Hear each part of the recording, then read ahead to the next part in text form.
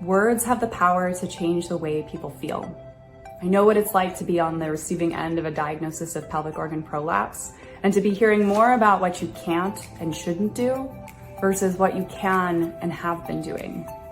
I know what it's like to be told that the things that you want to do or that you have to do are going to make your body worse, are going to lead to problems in the future. Things like picking up your baby, carrying your groceries, or going to a gym class that has consistently provided stress relief and social support.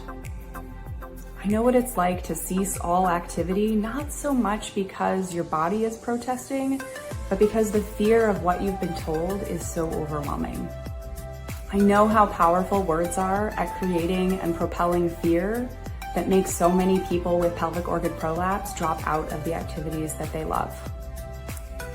I'm Haley Chevener, and I have pelvic organ prolapse. I know acutely that POP isn't always easily managed, and I know that it can be associated with significant functional impairments. And I believe that the conversation about ability and function is riddled with ableist language that stems from a culture that prioritizes some bodies over other bodies. And I believe that these are big conversations that we need to be having. The conversation I want to have today is about the impact of language on people managing pelvic organ prolapse. I want to share the words of people who have been affected by what they've been told.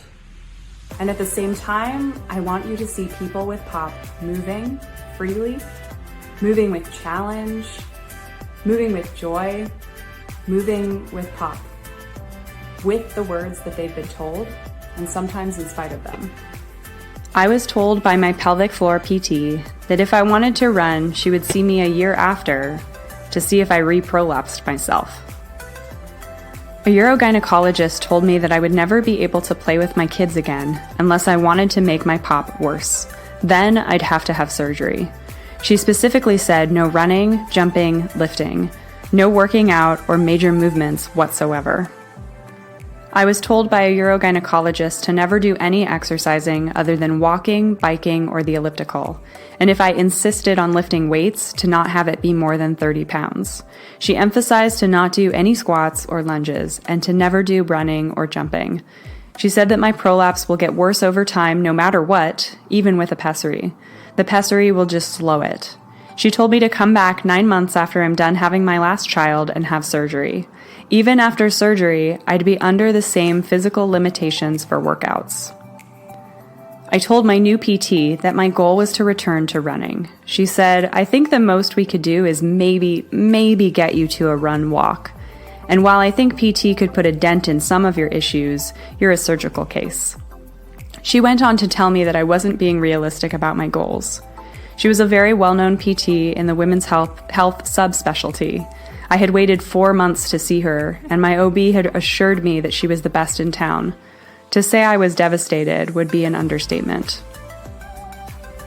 I was told to stop all activity except for the lightest dumbbells, and it was the darkest time of my life. I was told by a urogynecologist that even with surgery, and especially without, I would never be able to so much as lift a bag of dog food without making my condition worse. The first pelvic floor PT I saw at 3 months postpartum told me not to do any more walking than I had to, never to stand longer than half an hour, not lift anything, lay down all the time, and that I would probably never work again, and definitely not at the physical job I have, and that I should start thinking about different work. Second physio also told me that gravity was making my prolapses worse, and that I would need surgery, and to not stand any more than I have to. The first year postpartum, I barely remember. I may have developed postpartum depression regardless of prolapse, but these two women definitely contributed to an entire year of crying for hours a day, being unable to connect with my baby, regretting my decision to have a child, hating my body and my life, and fearing every single move I made. Words are more powerful than some people give them credit for. My general practitioner was telling me that I couldn't weightlift, squat, or deadlift, and definitely no running or jumping, only yoga and swimming. I live on a 3rd floor flat and felt anxious to even lift my baby, let alone leave the house, in fear of climbing back all of those stairs. Today, I ran, I climbed, I lifted, all things that I was told I'd never do again. I'm currently training for my first Spartan race, something I've always wanted to do, but I let fear conquer. My PT told me not to lift anything besides baby, including groceries and laundry. I was 3 months postpartum, and I know she was trying to help, but I felt utterly broken and useless, unable to do anything at all, and my symptoms and diagnosis was a major contributor to postpartum depression. My PT told me you can never run again, and that sent me spiraling into depression. My PT told me, we're going to get you on a program to get you back to your fitness goals, and then talked me through a detailed laid out program and how I would progress. That really boosted my confidence that I am not broken. I finally found a sports pelvic floor PT who told me that I should be doing what I love. No fear-mongering, very evidence-based. We work with kettlebells and practice in her clinic. She lets me take the lead and gives me the guidance I need. My physical therapist has helped me become the person I used to be. I am now enjoying all of the things I was told I could never do. The main rule she drilled into me was, it's not what you do, it's how you do it. My last physical therapist changed my life by telling me that I should work out. The good from working out was greater than the negative from abstaining due to my prolapse.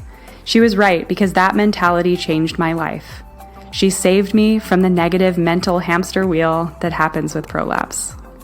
Pop-up, for me, has been a dramatic shift of the doom and gloom narrative of prolapse that has consumed much of my life for the last 3 years, and has provided an alternative filled with hope, potential, and empowerment.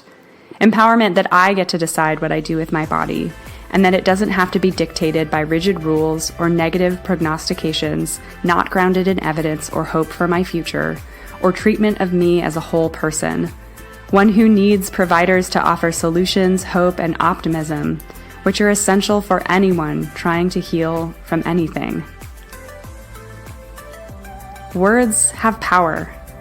So how are you going to use your powerful words today, both with yourself and with others?